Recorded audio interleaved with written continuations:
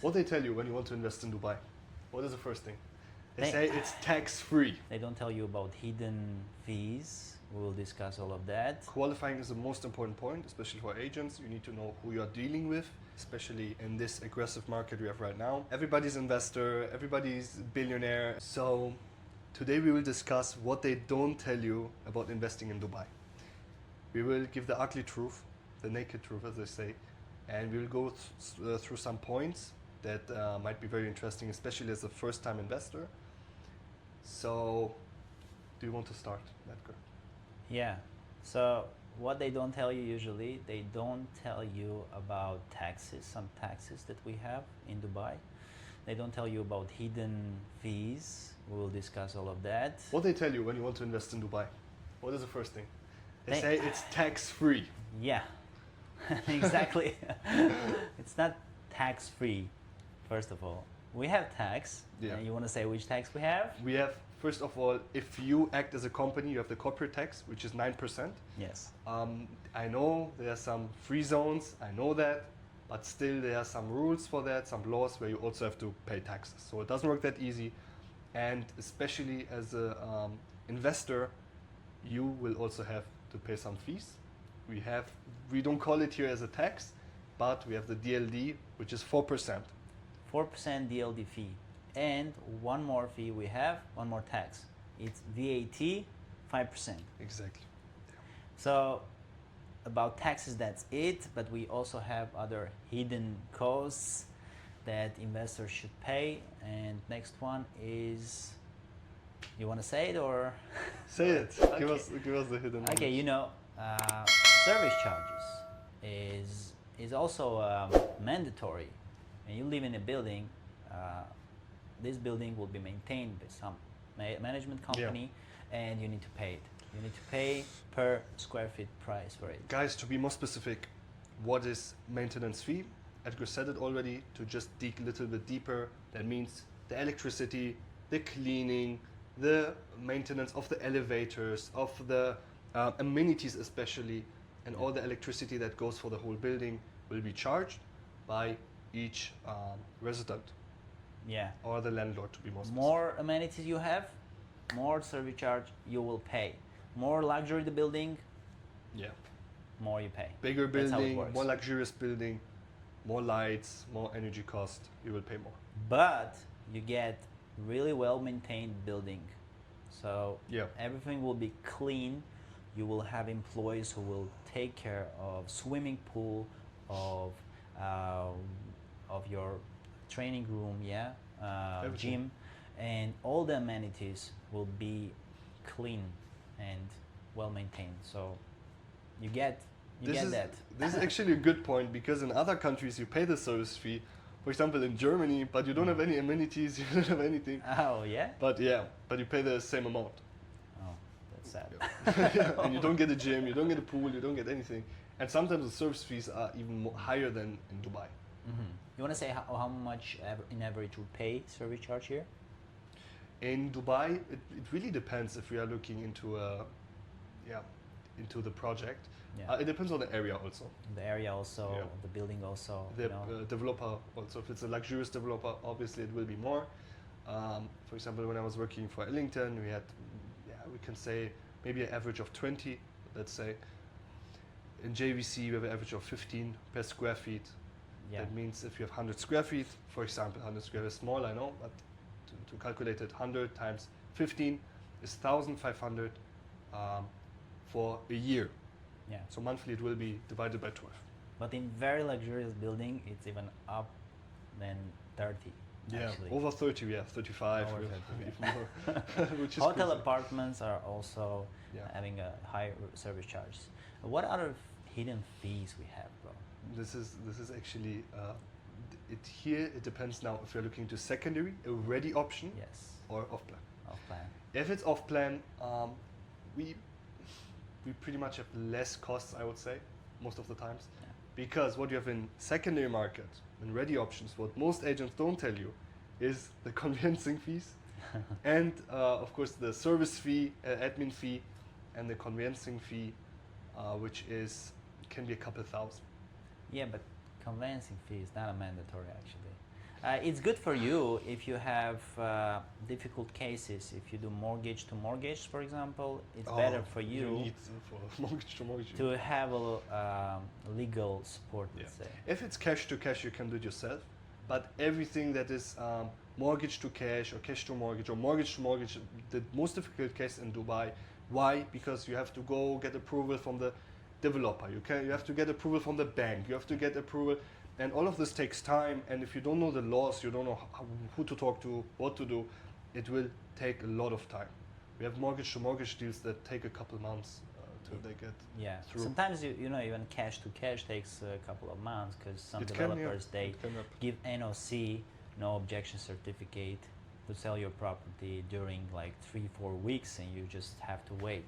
Like Nikhil Miraz, they give it in 3-4 weeks. Really, you spend a lot of time. But some big developers they give instantly, like in 1-2 days. You Yeah. know, MR gives very fast, so it depends. So if we talk about primary market, you will pay extra 4% DLD fee. You will pay admin fee. That's it actually. No commission. So your agent doesn't ask any commission from you. That's a good part if you buy a primary. Secondary is more complicated. We have agents. They ask for commission in off plan. Really? Yeah. Oh man. I know some. They ask for commission wow. because they give extra service. I mean, for extra yeah, let's talk about it. I really want to talk about the situation nowadays in Dubai. So what's happening, a lot of investors, so-called investors, they come to Dubai, they promise you to buy something, but you know, they spend a lot of your time, let's say, waste a lot of your time, you take them to developers' offices, you do crazy tours for them, but at the end of the day, they weren't sure from the beginning that they will buy from you, you know. So if you are really interested only supporting real investors, I think as an agent you should qualify well and work with investors that really are going to buy right now, or if not right now, if they're just exploring the market, just give them enough information for future purchase. But you know, I don't think it's a good idea to waste a lot of time on doing these tours. I mean, it's good if you just started real estate business in Dubai as an agent. You can learn a lot about developers and processes. But if you're a professional already, it's your job to qualify well. What do you think? I think it's a good point. You should qualify, especially in this aggressive market we have right now. Everybody's investor, everybody's billionaire, everybody knows the cousin of some royal families. Everybody is someone, but at the end of the day, then you have someone looking for a studio for 500,000 dirham, and then you know that this is all bullshit. So yeah, qualifying is the most important point, especially for agents. You need to know who you are dealing with. And of course, there are also a lot of people that really know what they want. They are professional. They tell you. They communicate. This is the most important part. If you have a buyer that is not communicating, he doesn't know what he wants. He wants studio, but then all of a sudden he can have a 2-bed. He obviously is not ready to buy yet. Maybe he's just gathering some information. He's curious. But he's not somebody that really wants to buy now. He already thought about what he wants. He already was sitting with his wife or his children. Okay, we have 4 people. We need at least a 2-bed. This is our budget. This is how much we earn, and then he will tell you very openly.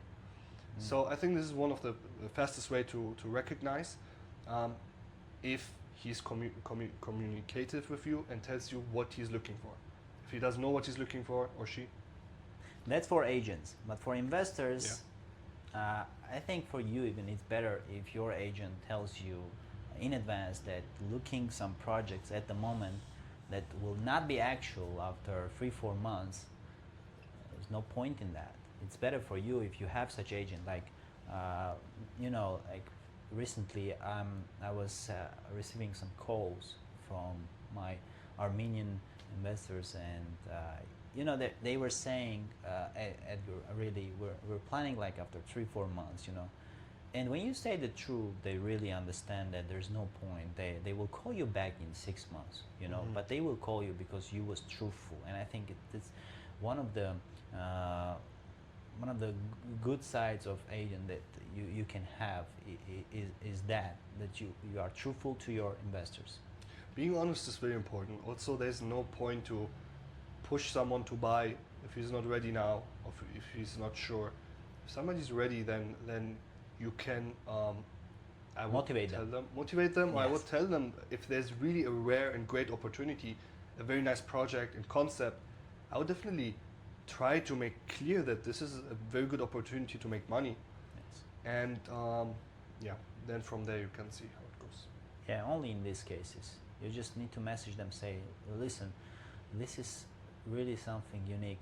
It happens only every 6 months, you know. And I just thought about you.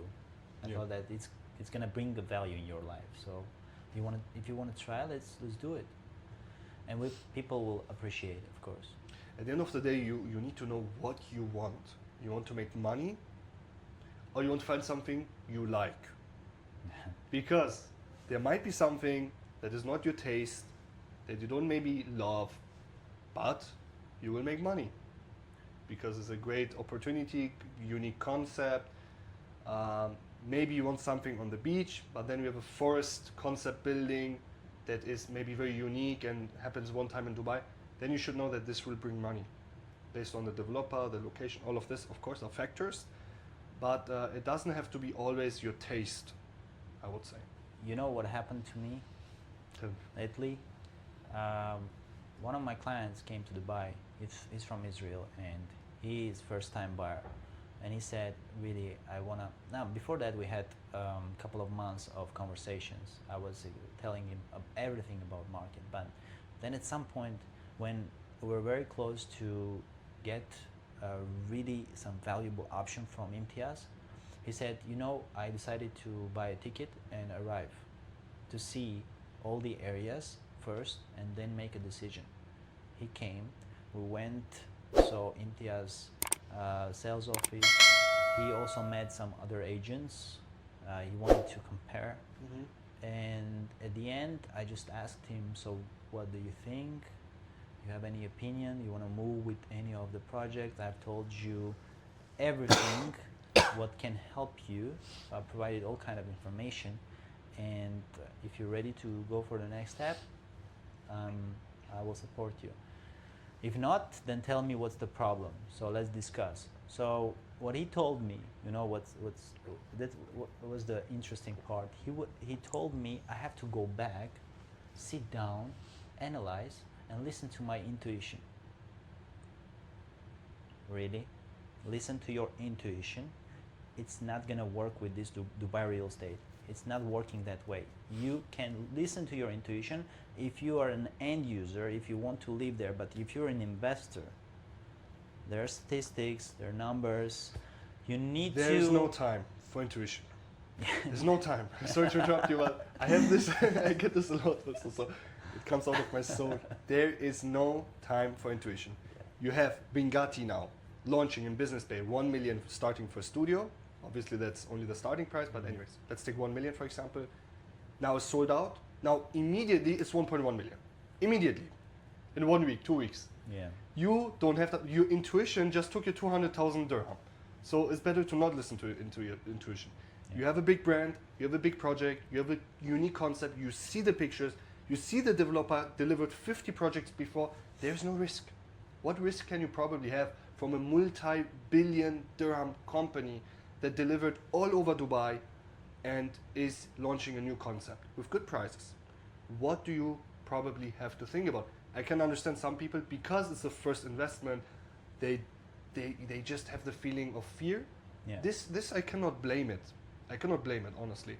But you see, when people then start investing and trusting the market more, all of a sudden they put their whole money in the Dubai market because they see, in my home country, I'm making 2% after all the taxes and this and that, and here I can make net 10% profit if I invest correctly. Exactly. And listening to intuition when you don't have enough knowledge, think. not the right thing to do. You don't think so? Like, I would agree if you had spent months, years here in Dubai, and after you will go and sit down and analyze and listen to your intuition. But other than that, just sit down with a professional who knows the market, who can tell you the insights, and then make decision together, because this guy will help you later to rent out your property, to resell it. You know, he knows how every area works in Dubai, how every developer performs.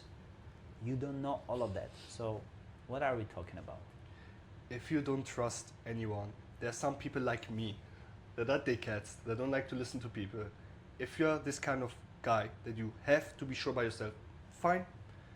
Open Bayut, open Property Finder, choose 3 developers and go and see the latest project first. See which ones you like, choose your top 3 favorites and ask them, what was the latest building you delivered? Go sit down. Bayut or Property Finder are the 2 most common websites for listings and sales in real estate Dubai. So open them and put this last delivered building and see how high is the rent. And compare studio, for 1 bed, for 2 bed, and you will see which of this developer has more ROI, has more profit, and is just overall the winner for making money. It's as simple as that, very easy. Okay, done with that. Let's get back to hidden costs that we haven't discussed yet. Okay, we talked about primary market. Let's talk about the processes and hidden costs of secondary market. Oh, wow. So secondary, it's a ready property, right? Or off-plan secondary. Actually, it's similar. Yeah. Some costs are different. Off-plan We research. can discuss that, but we're not going to discuss like really difficult cases like mortgage to mortgage. Let's not go for it in this video. At least we don't have that much time. If you have a question to specific Yeah. topics in that case, let us know, leave a comment, and we will talk about it next time. Yeah, please comment. So secondary market, yeah, we have 4% DLD fee and we have agency commission 2%, right? 2%, exactly. So it's already 6% commission. What else? We have If it's a difficult case, again, you have the conveyancing, you have the registration. Registration is off plan. This you don't have here. The admin fee. Yeah, you have trustee fee. So you the trustee fee. every time you go to for a purchase of a secondary, you go to the trustee office where you when seller transfers his property to the new buyer. So I mean, you it's not pay much, for but at the end of the day, these are hidden costs that normally agents don't talk about. Yeah. But it adds up. You have here small fee, here small fee. your small fee. And But I think eventually- we covered all of them. So at the end of the day, I would always say you should expect around 7%, 7 to 8% on side costs. That means you want to buy for 1 million. 1 million is the price you want to buy. You should add 7% for a 2% agency fee, 4% for DLD, which is basically a tax, but we don't call it tax, and this admin fee and trustee fee and all of that. So yeah, 7%. It would be in this case 1,070,000 dirham. And on top of that, we're gonna add service charge, which is from, let's say, 10, 12 dirham per square feet up to can be even over 30. It depends. As we told It you depends, before. It really depends. And what other fees? For electricity, for internet, you also pay monthly some costs. Yeah, we but call it's it normal. DIWA. Yeah. Okay, you have the DIWA, which is the electricity, and then you have some buildings that are chiller free, and some buildings that charge extra chiller, which means that you have the DIWA electricity plus the cooling, which will be also like Air conditioning. air conditioning, exactly, Mm. which will also take some money. But many projects nowadays that I see, they are actually chiller free. It depends also on the area, the developer also. Don't get confused, guys. I hear from many people actually. I had a client last time, and he said, yeah, but it's good because it's chiller free, so I don't have to pay anything. And I told him, I said, let's not get confused here. You're not paying for the chiller, but the chiller takes energy. Yeah. And this energy will go into DIWA. You're basically paying for it, but you're not paying for the chiller service. Yes. So that doesn't mean that you will get cool air for free. it's gonna not be free. It's not gonna be free.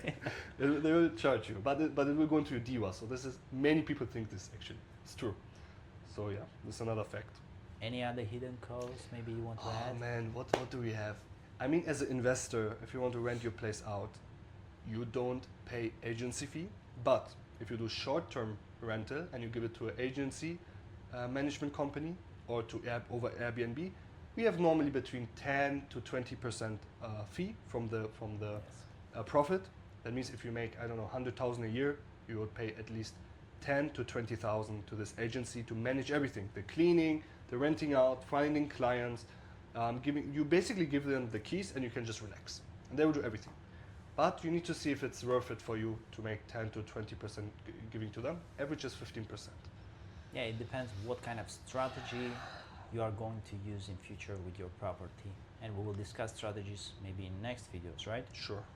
And finally, let's finish this video with some new upcoming projects, because every Okay. week we have projects, not every week, Every sometimes day. every day. We have some cool projects. I would like to, from my side, I would like to add a project in JVC, which is a commercial building. So we have 125 office units available for sale. It's a pre-launch stage, and it comes from Octa Properties. It's 23 story building. That's one. Second one I would like to mention is from Ellington, your Ellington. beloved developer. Finally. Ellington in Jumeirah Island. Jumeirah Island, as we know, is a community full of villas. It's more than 700 villas in that community, different types, and we have a lot of a lot of islands over there. Looks nice. And you will just imagine you will have a view from your window from Ellington building to that island side, and price starts from 2 million for one beds and 3 million for two beds. Sizes are really big, like 800 square feet for one bed, and it's like it's 37 story building. And the Nice. third one I would like to add is from Meras. It's a governmental developer in close to Museum of Future. We have Twin Towers, Emirates Towers, Jumeirah Towers. It's also a new project in Dubai. Starting price is 3 million dirham. Nice. Would like to add any projects that you've heard about? What I would like to ask you, Hmm. if you had to choose one of these three options, which one would you take right I now? would definitely choose Ellington. For me, I just see a really big potential in the location-wise, price-wise, yeah, and of course, Ellington is a boutique developer. They have Yeah. the highest quality. The sizes are really big. Yeah, the size are always good. I would also go for Jumeirah Islands. The location itself performs good. The demand is not the highest, but we know it's a limited area. That means at the end of the day you will find people, because we don't have 100 different developers working on Jumeirah Islands. So Yeah. it's limited options, which means you will always find someone. And it's one of the nicest areas in my opinion. It's very nice, very green, lakes. So, and 2 million starting price is good actually, especially for Ellington quality. Is very nice opportunity. Yeah. And it's a new area. It's actually a developing area. Jumeirah Islands used to be a villa community, but now Yeah. some developers entered there with their high-rise buildings, which is really cool, I find. Yeah. That's it for today, Done. I guess, yeah? Thank you for watching. Don't forget to subscribe, to put likes and comments, and yeah, if any question, contact me or Ilya. We'll put our phone numbers in the description. Sure. See you guys.